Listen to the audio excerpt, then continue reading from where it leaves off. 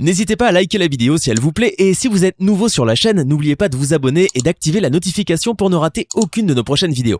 On commence.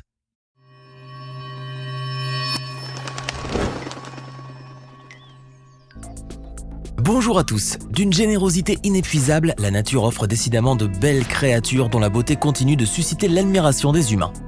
La beauté de certaines créatures s'harmonise si bien à leur innocence apparente qu'elle révèle une cohérence esthétique naturelle où la présence de danger apparaît comme impensable. Mais dans ce jeu des apparences, la possibilité que de belles créatures soient dangereuses, voire même létales, et que le minuscule puisse être un gîte de grand danger n'est pas à exclure. Évidemment, si l'on s'abandonne au culte de la beauté dans la nature, on a tendance à ignorer de grandes perfidies mortelles. Installez-vous confortablement et préparez-vous pour la découverte de 10 petites créatures d'apparence bien innocente dont vous devriez pourtant vous méfier. Les lamproies ou pétromysanthides forment une classe de poissons sans mâchoire mobile. À côté de leur corps anguilliforme, composé de cartilage, les lamproies se marquent d'autant plus par leur bouche à ventouse. Et contrairement à la plupart des poissons, leur peau visqueuse ne présente pas d'écailles. La lamproie marine et la lamproie fluviatile, pour anadrome que soient ces seules deux espèces existantes, se différencient par leur morphologie et leur coloration ainsi que par la forme de leur disque buccal. En général, les lamproies au stade adulte sont des parasites externes d'espèces telles que la morue et le saumon.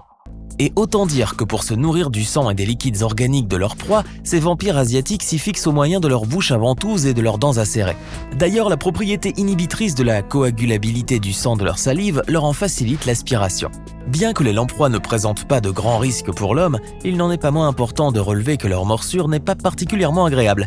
Par ailleurs, des dépassements des seuils réglementaires européens en mercure ont été détectés dans ces animaux aquatiques. Les réduviidés sont des insectes du sous-ordre des hétéroptères, ils sont des prédateurs d'arthropodes. Toutefois, certains réduviidés se caractérisent par un régime hématophage obligatoire. De plus, ces derniers sont nocifs pour la santé humaine car potentiellement vecteurs de l'agent pathogène responsable de la maladie de Chagas. À propos, cette maladie parasitaire sévit essentiellement dans les zones rurales du sud des États-Unis au sud de l'Argentine. Puis la migration de population et les transfusions sanguines ont joué un rôle décisif dans la propagation de la maladie. Par ailleurs, le risque de contracter le parasite par le biais d'une piqûre de cet insecte est bien loin de la réalité, tant il est vrai que les déjections accompagnant la piqûre sont la cause de l'infestation. En effet, l'inoculation du parasite se fait alors par toute plaie ouverte, notamment par les yeux ou la bouche. Malheureusement, aucun vaccin contre cette maladie n'a été mis au point à ce jour. En apparence, cette petite grenouille aux grands yeux ronds et noirs semble inoffensive. Pourtant, le philobate terrible, que les scientifiques appellent Philobates terribilis, est l'un des animaux les plus venimeux au monde. À l'heure actuelle, cette espèce d'amphibien est endémique d'une forêt humide située sur la côte pacifique de la Colombie. Facilement reconnaissable à sa coloration uniforme, qui le distingue nettement de ses congénères de la famille des Dendrobates, le philobate terrible est désigné comme étant le dendrobate le plus dangereux en raison de sa toxicité élevée. Son poison s'est révélé 200 fois plus puissant que la morphine, à tel point qu'un seul individu pourrait tuer une douzaine d'humains. Connu sous le nom de batrachotoxine, son venin sécrété par des glandes situées sous sa peau peut infecter l'humain par simple contact avec la peau. Ensuite, à cause d'une réaction normale de l'organisme, d'intenses brûlures peuvent être déclenchées et durer plusieurs heures. En fait, son venin pénètre rapidement dans le sang et les muscles, et en cas de longue exposition, il provoque une paralysie avant d'entraîner la mort. Cet insecte suceur de sang se retrouve uniquement dans certaines contrées d'Afrique. Paradoxalement, chez cette espèce, même les mâles piquent les humains, alors qu'en principe, seule la femelle a besoin de sang pour nourrir les larves de ses œufs chez beaucoup d'autres mouches. Aussi appelée glossine, la mouche tsetse est le principal vecteur d'un protozoaire parasite à l'origine de la maladie du sommeil. Autrement connue sous le nom de trypanosome humaine africaine, cette maladie fait partie des maladies tropicales, touchant les populations les plus pauvres.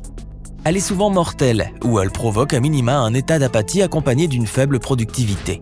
Caractérisée par de la fièvre, des douleurs articulaires et des atteintes du système nerveux central, la maladie du sommeil transmise par les piqûres de la mouche tsetse peut être mortelle si elle n'est pas diagnostiquée et traitée à temps.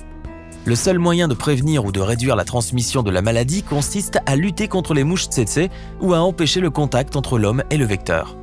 Mais d'après une étude récente, ces insectes, dont l'alimentation est exclusivement sanguine et donne à leurs petits un mélange de protéines similaires au lait des mammifères, pourraient eux-mêmes arrêter la maladie dont ils sont issus. Les analyses de protéines effectuées dans le lait tsetse relèvent des similitudes importantes avec celles trouvées dans le lait des mammifères. Un fait qui montre comment la lactation est un aspect déterminant de la biologie des mammifères et selon les auteurs de l'étude de ces insectes permettra de découvrir de nouvelles données sur d'autres espèces. Parfois surnommées guêpes de mer, les méduses boîtes doivent leur nom à la forme cubique de leur tête.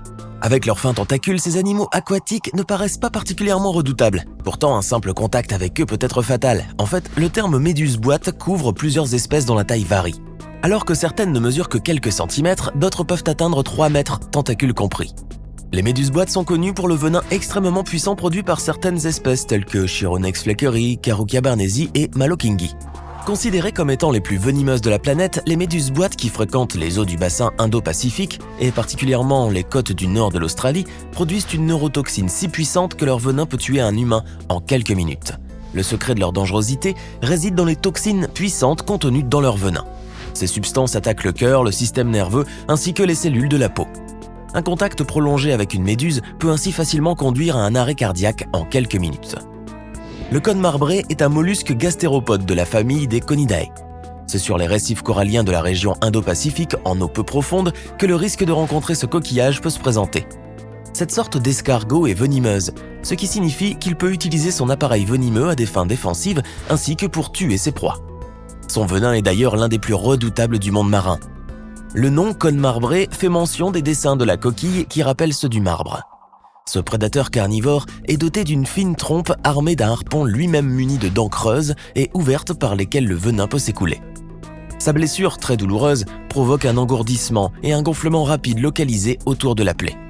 Ce venin bien particulier contient des substances chimiques actives capables de tuer un homme en 2 heures. La morsure de cet escargot peut montrer des signes immédiats ou un retard de plusieurs jours. À la suite de ce poison, une douleur intense, des picotements, un engourdissement et un gonflement commencent. Les cas les plus graves chez les personnes ont entraîné des changements de vision, une insuffisance respiratoire et une paralysie musculaire. 30 décès ont été enregistrés en raison de la morsure de l'escargot en cône de marbre. Ce poison n'a toujours pas d'antidote ni de remède pour le combattre. Les escargots d'eau douce sont des espèces d'escargots pulmonés qui vivent un peu partout dans le monde. Ces mollusques gastéropodes sont les vecteurs d'une maladie parasitaire, le bilharziose. Cette maladie est aussi connue sous le nom de fièvre d'escargot. L'Organisation mondiale de la santé estime que plus de 200 000 décès annuels, essentiellement dans les pays en développement, sont dus à l'animal. À l'exemple de quelques parasites, la schistosomiase responsable de la bilharziose requiert un hôte intermédiaire avant de devenir infectieux. Dans la nature, les escargots d'eau douce sont des éléments nécessaires au maintien du cycle de vie de ce parasite avant de le libérer dans l'eau. C'est en se baignant que l'on peut être contaminé par les larves. Une baignade de quelques minutes est suffisante pour que les larves pénètrent par la peau. La pieuvre aux anneaux bleus se rencontre dans les eaux tropicales et subtropicales de l'Australie. Elle doit son nom aux anneaux bleus très vifs qui apparaissent sur tout son corps quand elle se sent menacée. Sa performance visuelle lui permet d'identifier sa proie même la nuit. Son corps déformable et sa capacité de mimétisme avec son environnement lui permettent ainsi de se cacher dans les failles les plus étroites. De son nom scientifique, Apalochlaena maculosa, cet animal est l'une des créatures les plus dangereuses d'Australie et même du monde. Ce poulpe sécrète 2 types de poisons par 2 glandes à venin distinctes utilisées contre les proies et les prédateurs. Parmi les plus virulents au monde, son venin de défense d'origine salivaire contient de la tétrodotoxine, une neurotoxine si puissante qu'elle paralyse un humain avant de le tuer en quelques minutes seulement. Jusqu'à présent, il n'existe aucun antidote spécifique contre son venin. La rascasse volante est une espèce de poisson très venimeux de la famille des Scorpaenidae. Et vu son aspect inhabituel, ce poisson est désigné sous différentes appellations, telles que le poisson scorpion ou le poisson lion. La rascasse volante est devenue une espèce invasive significative pour les régions de l'Atlantique Ouest, de la mer des Caraïbes et du golfe du Mexique, depuis maintenant quelques années. Toujours est-il que la rascasse volante est connue pour son venin puissant. Des glandes à venin sont en effet situées à la base des épines de cette espèce. À ce propos, la rascasse volante possède de grands rayons épineux sur les nageoires dorsales, anales et pelviennes. Il n'est donc pas étonnant que ce poisson venimeux n'ait pas de prédateur naturel. Si la piqûre provoque une douleur atroce et une inflammation marquée chez les humains, elle pourrait être mortelle dans des cas extrêmes. Mais heureusement, le venin de ce poisson peut perdre ses propriétés par une source de chaleur, car il est thermolabile. Ces ravissantes grenouilles qui peuplent les forêts humides de la planète sont toutes venimeuses dans la nature. De la famille des Dendrobatidae, leurs doigts sont munis de disques adhésifs, ce qui leur permet de grimper aux arbres de 30 mètres de haut et y habiter. Bien que ces petits amphibiens détiennent le record du monde du poison le plus puissant, ils ne sont pas tous mortels. En effet, leur niveau de dangerosité varie grandement en fonction de leur espèce et de leurs différentes populations géographiques. Le mucus couvrant la peau de certains dendrobates suffirait à tuer 10 personnes. Seuls, certains serpents sont immunisés contre leur venin grâce à une protéine spéciale présente dans leur corps. Conscients de la virulence de ce poison, les Indiens d'Amazonie en enduisent leur fameux dard de Sarbacane durant la chasse. Il semble donc raisonnable de conclure que la beauté de la nature peut être fatale et que les créatures les plus dangereuses sont particulièrement belles et petites. Dans l'univers des créatures, la prudence s'avère dès lors être une exigence incontournable. Maintenant que vous savez quelles sont les créatures à l'air inoffensif qu'il faut absolument éviter, dites-nous laquelle d'entre elles vous semble la plus redoutable. Ce n'est pas fini. Envie d'en voir plus ? Regardez tout de suite une vidéo insolite pleine de séquences incroyables et de découvertes inégalables sur la chaîne Eureka. Eureka est une chaîne consacrée aux listes insolites qui publie plusieurs fois par semaine des vidéos incroyables sur des sujets inédits. Cliquez tout de suite sur Eureka et découvrez maintenant la toute dernière vidéo de la chaîne. À demain!